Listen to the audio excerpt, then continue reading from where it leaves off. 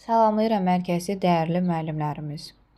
Bu günləri sizə yenidən sertifikasiya müsahibə üzrə izahımızı təqdim edirik. Və həmçinin burada etdiyimiz izahların hər biri MİQ müsahibə üçün də səmərəli olacaq. Baxırıq birinci suallarımıza. Şagirdlər üçün əks əlaqənin əhəmiyyəti nədir? Geriyə planlama nədir? Şagirdlərdə hansı səriştələri formalaşdırırsınız və diaqnostik qiymətləndirmə nə məqsədlə aparılır? Biz bilirik ki, sertifikasiya müsahibədə ən çox verilən sualların istiqamətlərindən biri də əks əlaqə və rəy mövzusudur. Şagirdlər üçün əks əlaqənin əhəmiyyəti nədən ibarətdir? Yəni, rəyin əhəmiyyəti nədir? Rəy şagirdə hazırki vəziyyətinin necə olduğunu göstərir. Bu səhvləri düzəltmək üçün hansı addımlar atmalı olduğunu istiqamətləndirir. Digər tərəfdən isə gələcəkdə daha yaxşı nəticələr əldə etmək üçün nə etməlidir? Bunları açıq-aşkar göstərir. İndi biz bu suala cavab verərkən deyəcəyik ki, əks əlaqə, yəni rəy, şagirdin indiki vəziyyətində çatışmamazlıqları, üstünlükləri ona təqdim edən, gələcəkdə həmin səhvləri etməməsi üçün düzgün istiqamət göstərən, daha yaxşı nəticələr əldə etməsi üçün ona yol göstərən bir, belə deyək, termindir və yaxud vasitədir. Müəllim rəy verərkən konkret, yəni spesifik, dəqiq, düzgün, aydın şəkildə və həmçinin konstruktiv formada, bəzən korrekt edici, motivə edici, təsvir edici rəylərdən də istifadə edərək şagirdi inkişaf etdirə bilər. Korrektə edici rəydən istifadə edirəm anında səhvləri izah etmək üçün, şagirdin öz səhvlərini başa düşməsi üçün, konstruktiv rəydən istifadə edirəm gələn dəfə bir daha bu səhvləri etməməsi üçün nə etməlidir, nələrə diqqət etməlidir. Motivə edici rəydən istifadə edirəm onun daxili motivasiyasını yüksəltmək üçün, həvəsləndirmək üçün, təsvir edici rəydə hazırki vəziyyətini təsvir edirəm və ona öz səhvini göstərirəm. Biz bu istiqamətdə rəylərimizi verərək şagirdlərimizi inkişafa aparır, çatışmamazlıqları üzə çıxardır, onların tam şəkildə məqsədə çatması üçün kömək edirik. Keçid alırıq geriyə planlama. Geriyə planlama həm illik, yəni perspektiv, həm cari, yəni gündəlik planlaşmada istifadə olunur. Biz bir müəllim olaraq həm illik, həm gündəlik planlaşmada geriyə planlamadan istifadə edərək, öncə təlim nəticələrini, yəni şagirdlərdə hansı bilik, bacarıq, səriştələri mənimsədilməsini, daha sonra həmin mənimsədilənlərin necə ölçülməsini, yəni qiymətləndirmə, üçüncü hissədə isə həmin qiymətləndirmənin hansı üsul və vasitələrlə aparılacağını biz təyin edirik. Və geriyə planlama zamanı öyrənmə fəaliyyəti qiymətləndirmədən, qiymətləndirmə isə təlim nəticələrindən asılı olur. Çünki biz birinci bilik, bacarıq, səriştələri öyrədirik, sonra onların ölçülməsini təyin edirik, meyarları. Daha sonra isə hansı üsul, vasitə, metod, texnika, strategiyaları təyin edərək həyata keçirdirik. Keçid alırıq üçüncü sualımıza. Şagirdlərdə hansı səriştələri formalaşdırırsınız? Şagirdlərdə səriştələr dedikdə biz bilirik ki, təfəkkürlə bağlı səriştələrimiz var, fəaliyyətlə bağlı səriştələrimiz var, dəyərlərlə bağlı səriştələrimiz var ki, biz bunların hər üç istiqamətini şagirdlərdə formalaşdırmalıyıq. Və biz burada diqqət etməliyik ki, həmin səriştələrin adını çəkiriksə, onları necə formalaşdırırıq, onu da bilməliyik.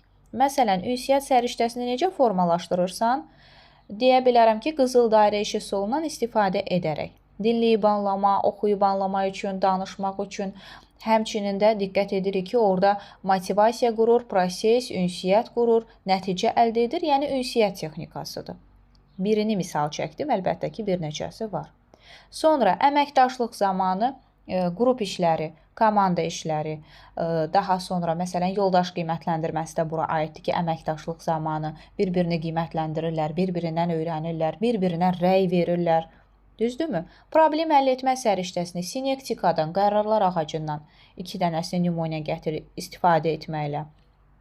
Sonra rəqəmsal bacarıqlar, onların texnologiya ilə işləmə qabiliyyətini daim inkişaf elətdirirəm. Onlara araşdırmaq üçün tapşırıqlar verəndə bildirirəm ki, təkcə texnologiyadan deyil, əlbəttə ki, həyatdan da araşdıra bilərsiniz, kitablardan da araşdıra bilərsiniz, lakin kim istəyirsə texnologiyadan da istifadə edə bilər və daim onların texnologiya ilə əlaqəli şəkildə olması üçün onlara tapşırıqlar verirəm, motivasiyanı texnologiya ilə qururam, hansı ki slaydlardır, onların izləməsidir və texnoloji bacarıqların inkişaf olunması üçün biz Kahoot-dan istifadə edirik, Quizdan istifadə edirik və s.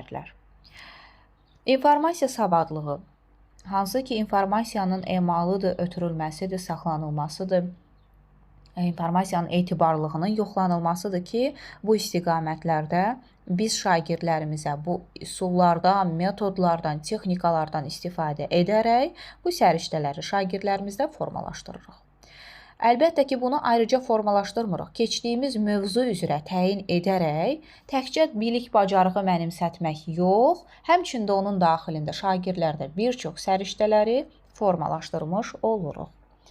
Dördüncü, diaqnostik qiymətləndirmə nə məqsədlə aparılır? Diaqnostik qiymətləndirmə ilkin qiymətləndirmədir, əvvəlində aparılır. Əsasən bu açar sözlərlə bizim həmişə yadımızda qalıb. Diaqnostik qiymətləndirmə şagirdin ilkin bilik bacarıqlarını ölçüb, mövcud bilikləri nə dərəcədə yadında saxlaması, yeni biliklərə nə dərəcədə hazır olması, nə dərəcədə əlaqələndirə bilməsi, üstünlüklərini və çatışmamazlıqlarını üzə çıxardan, potensial səviyyəsini, yəni təyin edən və həmçinin də planlaşdırmanın düzgün aparılması üçün istiqamətlənən, təyin edilən bir qiymətləndirmədir. Yada saxlayaq ki, diaqnostik qiymətləndirmə şagirdlərin meyl, maraq, potensial, öyrənmə tərzi bir çox xüsusiyyətlərini üzə çıxaran bir qiymətləndirmədir. Rəsmi qiymətləndirmə hesab edilmir. Nəyə görə?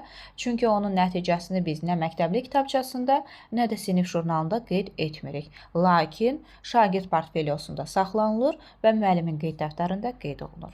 Diaqnostik qiymətləndirmə üsullarımız BİBÖ, klaster, davam edə bilərik müsahibə, müzakirə, sual-cavabla da ola bilər, müxtəlif tapşırıqlar da ola bilər ki, diaqnostik qiymətləndirmə reallaşdırılsın. Və həmçinin də bildirim ki, diaqnostik qiymətləndirmə müəllimin planlaşdırmasını düzgün şəkildə qurmasına təkan verir.